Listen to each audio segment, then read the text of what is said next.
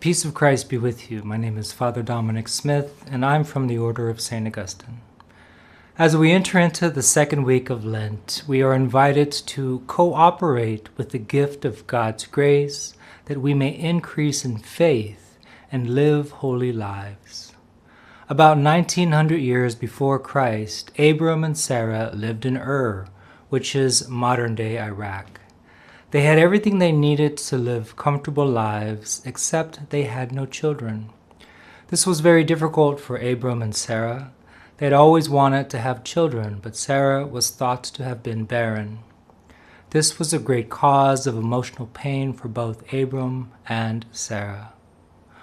One day, God came to Abram when he was about 75 years old and said to him, "Go forth from the land of your kinsfolk and from your father's house to a land that I will show you.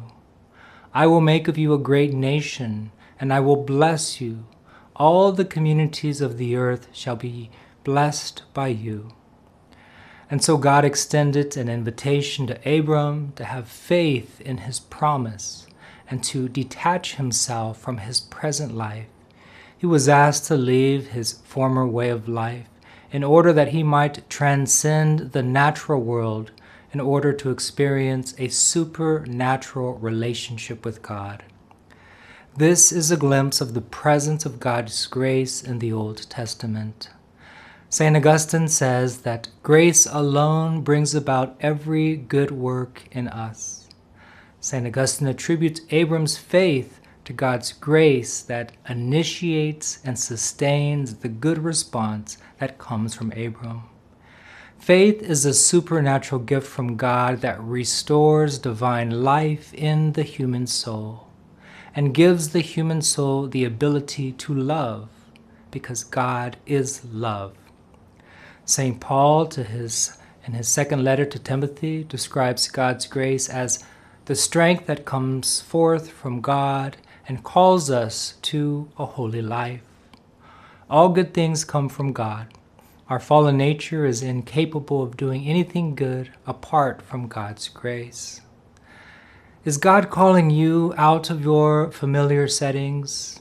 Is He asking you to be a blessing to others by being a conduit of His grace?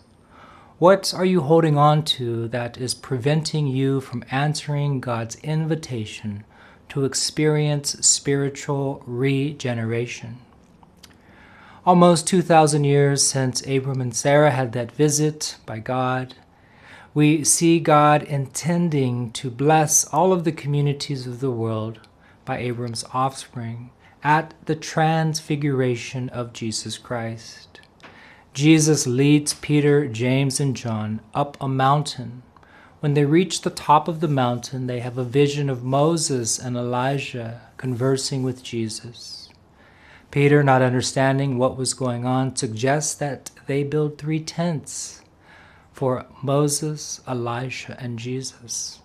However, what he doesn't realize is that Moses, who represents the law, and Elijah, who represents the prophets, find fulfillment in Jesus Christ.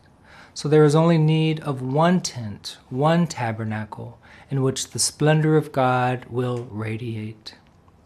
Jesus is transfigured in front of their very eyes. That is, he is profoundly changed outwardly from what is effectively changing within him. To metamorphically change is a change that comes from the interior and manifests itself in the exterior. Jesus reveals his divine nature by the threefold disciples witnessing his transfiguration. We hear the Father speak out of a cloud, "This is my beloved Son, with whom I am well pleased. Listen to him." How do we listen to Jesus? Do we listen to him as Abram did? Are we metamorphosizing our spiritual lives so that Jesus Christ is transforming us from the inside out?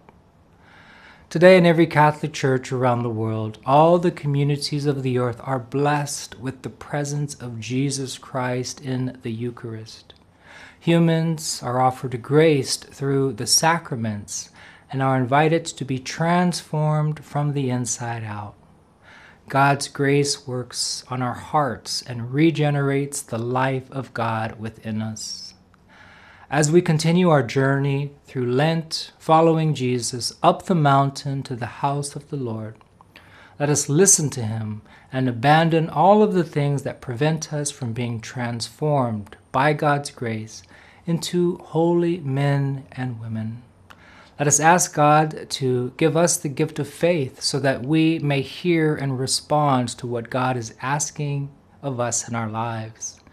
And let us be transformed by God's grace. And may we always listen for God's voice to direct us so that we may live holy lives.